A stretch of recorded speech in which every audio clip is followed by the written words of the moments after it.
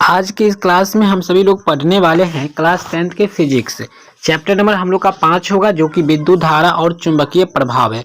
बता दें कि इससे बहुत सारे ऑब्जेक्टिव प्रश्न आपके परीक्षा में पूछ लिए जाते हैं। तो इस वीडियो को अगर कंप्लीट आप देख लेते हैं तो ऐसा हो ही नहीं सकता है कि आपको एक भी प्रश्न इस चैप्टर से पूछा जाए और आपसे छूट जाएगा। ऐसा हो ही नहीं सकता, कदापि ऐसा नहीं होगा। बट आपको क्लास पूरा करना पड़ेगा। तो आप पूरी तरह क्लास कीजिएगा। उम्मीद है कि आप जरूर कीजिएगा, हमारी बातों को जरूर आप मानिएगा, क्योंकि आपकी तैयारी के लिए हम पूरा तत्पर लगे हुए हैं और आपके साथ हम शुरू से अंत तक हैं, जहां तक आपकी पढ़ाई का जर्नी चलता है। विद्युत आवेश का एसआई मात्रक क्या होता है? देखिए, एसआई यूनिट ऑफ करंट यहाँ पर है। एसआई मात्रक क्या होता है? विद्युत आवेश का। विद्युत आवेश जैसे ही आ गया तो इसका एसआई मात्रक हो जाएगा आपका कूलम। इसको संकेत में सी भी लिखा जाता है। उम्मीद है आपको समझ में आ गया होगा। 2 नंबर सवाल की ओर हम लोग बढ़ेंगे। याद रखिए, अगर आप लोग को आंसर पता है तो कमेंट में जाके कर सकते हो। दूसरा सवाल है, दो सजातीय आवेशों के बीच होता है, क्या होता है जरा बताइएगा आप सब। आकर्षण बल लगता है या प्रतिकर्षण, या दोनों लगता है, या इनमें से कोई नहीं। जब दो सजातीय आवेश कहने का मतलब हो जाता है कि दोनों जो है मतलब एक ही जाति के हैं, और एक जाति है तो वो कभी सट नहीं सकता, यानी आकर्षण नहीं होगा, ये हमेशा क्या करेगा? प्रतिकर्षण करेगा। राइट आंसर बी ऑप्शन हो जाएगा आपका। चलिए 3 नंबर सवाल की ओर। विद्युत मोटर चलाया जा सकता है। देखिए, विद्युत मोटर कैसे चलाया जा सकता है, किससे चलाया जा सकता है? एसी डीसी से या दोनों से? तो आइए हम जानते हैं। 3 नंबर का हो जाएगा एसी और डीसी दोनों से, प्रत्यावर्ती से भी और डिश दोनों धारा से, यानी EC and DC. Alternative current और डायरेक्ट करंट, अल्टरनेटिव एसी और डायरेक्ट करंट हुआ डीसी, इन दोनों से विद्युत मोटर चलाया जा सकता है।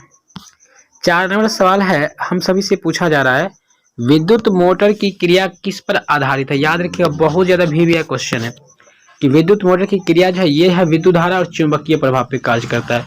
आपका ऑप्शन नंबर ए जो है बिल्कुल रूप से करेक्ट है, बिल्कुल सही है। चलिए भाई लोग, आप लोग कमेंट करके बताइए आंसर भी। आप लोग को सिर्फ केवल बैठना नहीं है, जवाब भी देते चलिए। आपका लास्ट है क्रैश कोर्स, हम लोग पढ़ रहे हैं, क्रैश कोर्स कर रहे हैं। भारत में उत्पादित प्रत्यावर्ती विद्युत धारा की आवृत्ति क्या होती है? देखिए, भारत में बात हो रहा है, यानी घर में करे या भारत में बोले तो 50 हर्ज की बात हो जाता है। अगर वही वोल्ट में जाएगा तो 220 वोल्ट होता है। वो भी होता है, कौन सा करंट होता है? तो ये होता है एसी होता है, अल्टरनेटिव करंट होता है, जो घर में प्रयुक्त होता है या भारत में उत्पादित किए जाते हैं। याद रखिएगा, हर्ज में 50 और वोल्ट में 220 वोल्ट। चलिए, हमारे देश में विद्युन्मय तार एवं उदासीन तार के बीच कितना विभवांतर होना चाहिए या होता है? बहुत ही अच्छा सवाल है। जो भी तार का काम करते हैं, जो भी भाई लोग या फिर फ्यूचर में सोच रहे हैं, तो उनको ये जानना चाहिए विद्युन्मय तार यानी जिसमें विद्युत जाता है उसमें उदासीन तार के बीच कितनी विभवांतर होना चाहिए। तो लगभग यहाँ पे मैक्सिमम माना गया है कि कम से कम 220 वोल्ट होना चाहिए, ठीक है, और भी एसी होना चाहिए, अल्टरनेटिव करंट।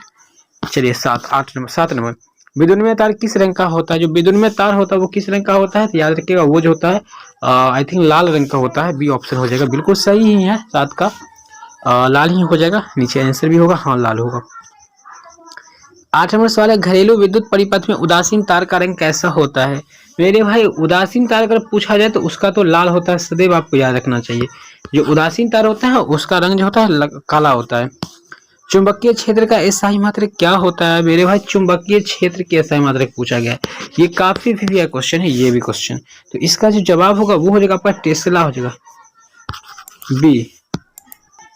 इस तरह से आपका ऑप्शन नंबर बी है बिल्कुल सही है। 10 नंबर सवाल की ओर हम लोग चलेंगे। विद्युत चुंबकीय प्रेरणा की खोज किसने की थी? विद्युत चुंबकीय प्रेरणा की खोज किसने की थी? तो 10 नंबर भी बहुत ज्यादा इंपोर्टेंट है, इसका हो जाएगा फेराडे नामक साइंटिस्ट ने। Right answer option number A हो जाएगा। 11 नंबर है, दी गई वोल्टता के स्रोत से जुड़े किसी चालक में प्रति सेकंड उष्ण उष्मा हो सकता है। तो भाई यहाँ पे काफी बोलते हैं दिन भर, तो इसलिए थोड़ा हो जाता है। आप लोग से सॉरी, अगर आपको समझ में नहीं आता है तो हमें क्षमा कीजिए। बट इस वीडियो को प्लीज भाई आप लोग लाइक नहीं करते हैं, हमें काफी डिमोटिवेट हो जाते हैं। प्लीज आप लोग लाइक कीजिए। आपसे सवाल है कि निम्नलिखित पदार्थों में से कौन चुंबकीय पदार्थ नहीं है? ठीक है, चुंबक का गुण नहीं होगा, वही हो जाएगा, ये हो जाएगा निकेल। ये जो है इसमें चुंबक का गुण नहीं होता, सॉरी पीतल हो जाएगा, चुंबकीय गुण नहीं होगा, सी आंसर होगा। 13 नंबर, डायनेमो के द्वारा बदला जाता है। देखिए, डायनेमो जो होता है ये चलता है, घूमता है, तो घूमता है तो ये यांत्रिक ऊर्जा से क्या करता है? विद्युत ऊर्जा में बदला देता है। तो ऑप्शन नंबर ए जो है बिल्कुल रूप से करेक्ट हो जाएगा, कहीं से डाउट नहीं होगा। 14 है, विद्युत मोटर के द्वारा बदला जाता है विद्युत मोटर के द्वारा क्या किया जाता है, तो विद्युत ऊर्जा को यांत्रिक ऊर्जा में बदला जाता है। ये ऑप्शन है करेक्ट हो जाएगा। दोनों क्वेश्चन में से एक क्वेश्चन बहुत ज्यादा इंपॉर्टेंट है, भारी इंपॉर्टेंट क्वेश्चन है। चलिए 15 विद्युत धारा के कारण उत्पन्न चुंबकीय क्षेत्र की दिशा ज्ञात की जाती है, किसके द्वारा, तो फ्लेमिंग के वाम हस्त के नियम द्वारा खींचा जाता है। भाई आपको कह रहे हैं याद कर लेना है, क्योंकि ये बहुत ज्यादा वीवीआई क्वेश्चन था ये सभी के सभी। 16 चुंबकीय क्षेत्र एक ऐसी राशि है जिसमें होते हैं दिशा और परिमाण दोनों होते हैं, राइट आंसर सी हो जाएगा। 17 किसी कुंडली में प्रेरित विद्युत धारा विद्युत वाहक बल का मान उसमें संबंधित चुंबकीय फ्लक्स का दर क्या होता है। भाई यहाँ पे 17 नंबर क्वेश्चन का आंसर जो हो जाएगा वो क्या हो जाएगा, तो वो समानुपाती होते हैं। चलिए इसे हम समझाने में असमर्थ है टाइम के अभाव की वजह से। 18 है किसी छड़ के अंदर चुंबकीय क्षेत्र रेखाएं की दिशा क्या हो सकती है। चुंबकीय क्षेत्र की दिशाएं क्या हो सकती है, या इसकी रेखाएं क्या हो सकती है, तो इसकी रेखाएं जो हो सकती है वो दक्षिण ध्रुव से उत्तर ध्रुव की ओर हो सकता है। राइट आंसर बी, बहुत ज्यादा VVI question, most important question. जल के विद्युत संयंत्र किस ऊर्जा को विद्युत ऊर्जा में रूपांतरित करता है। जल विद्युत संयंत्र किस ऊर्जा को विद्युत ऊर्जा में परिवर्तित करता है, तो वो स्थितिज ऊर्जा को। राइट आंसर डी ऑप्शन हो जाएगा। 20 वह उपकरण जो किसी परिपथ में विद्युत धारा की उपस्थिति सूचित करता है वो क्या कहलाता है। देखिए विद्युत धारा की बात हो रही है, तो विद्युत धारा की बात हो जाता है तो ए मीटर हो जाएगा, क्योंकि ए मीटर से ही विद्युत धारा को मापा जाता है, जबकि वोल्ट से विभवांतर को मापा जाता है। माइकल फैराडे थे एक प्रसिद्ध भौतिक शास्त्री, क्योंकि ये फिजिक्स के क्षेत्र में काफी नॉलेज हासिल किया, तो इसलिए ये हो जाएगा भौतिक शास्त्री। चलिए 22 विद्युत परिपथ की लघुपतन अथवा अतिभारने के कारण होने वाली हानि में महत्वपूर्ण क्या होता है। वाओ, महत्वपूर्ण हानि से सुरक्षा की सबसे महत्वपूर्ण युक्ति क्या। देखिए विद्युत परिपथन लघुपतन हो यानी शॉर्ट सर्किट के समय कौन सा प्रक्रिया अच्छा होता है, तो आइए हम समझते हैं। यहाँ पे आप 22 नंबर सवाल का देखें, अतिभारण और लघुपतन से सुरक्षा के लिए कौन सी सबसे बेहतर महत्वपूर्ण युक्ति कौन सा, इसमें से क्या हम लोग लगाएंगे। देखिए सिंपल सी बात है, उसमें हम लोग क्या लगाएंगे, शॉर्ट सर्किट से बचने के लिए हम कुछ भी नहीं करेंगे, फ्यूज लगा देंगे, बस हो गया। आपका बी हो जाएगा, फ्यूज लगाना पड़ेगा हम लोग को, फ्यूज लगा दीजिएगा। MCBH होता है, बहुत ही बेहतर होता है, काफी कॉस्टली होता है, लेकिन जैसे कहीं भी शॉर्ट सर्किट होगा खुद ब खुद गिर जाता है। चुंबक को सजातीय ध्रुवों के बीच परस्पर क्या होता है। देखिए सजातीय जब भी होगा, हमने शुरू में भी बताया और यहाँ पर भी बताएंगे, वहां पे प्रतिकर्षण ही होगा, न कि आकर्षण होगा। तो प्रतिकर्षण हो जाएगा, क्योंकि दो एक जाति है, चुंबक को सीधा सटाइएगा नहीं सटेगा। 24 है विद्युत फ्यूज विद्युत धारा के किस सिद्धांत पर कार्य करती है। विद्युत फ्यूज है ये उष्मीय पर कार्य करती है, ठीक है, उष्मीय पर हो जाएगा, बिल्कुल रूप से सही होगा ऑप्शन नंबर ए, ज्यादा उष्मा होने पर यह जल जाता है। 25 1 किलोवाट घंटा किसके बराबर होता है। देखिए 1 किलोवाट घंटा किसके बराबर होता है, 1 किलोवाट प्रति घंटा जो होता है ए 0 यहाँ पर यहाँ 3×10⁶ जूल होगा, बिल्कुल रूप से करेक्ट हो जाएगा। 25 का आंसर सी 100% सही। और VVIV विद्युत घंटी किस प्रभाव पर कार्य करती है, जो हम बता रहे हैं बस ये इंपोर्टेंट है, आपको पढ़ लेना है, विशेष कुछ नहीं भी आपको घबराने की आवश्यकता नहीं है। 26 का हो जाएगा सी आंसर हो जाएगा चुंबकीय प्रभाव।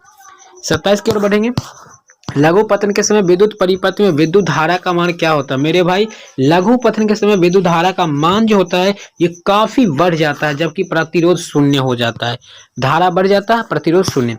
डायनेमो का सिद्धांत आधारित है, डायनेमो सिद्धांत किस पर आधारित है, याद रखिएगा 28 का हो जाएगा ये विद्युत चुंबकीय प्रेरणा पर किस सिद्धांत पर आधारित है। चलिए 29 डायनेमो से किस प्रकार की धारा प्राप्त होती है। डायनेमो से देखिए याद रखिएगा ये दिष्ट और प्रत्यावर्ती दोनों धाराएं प्राप्त होती है, ये मोस्ट इंपोर्टेंट क्वेश्चन था, याद रख लीजिएगा।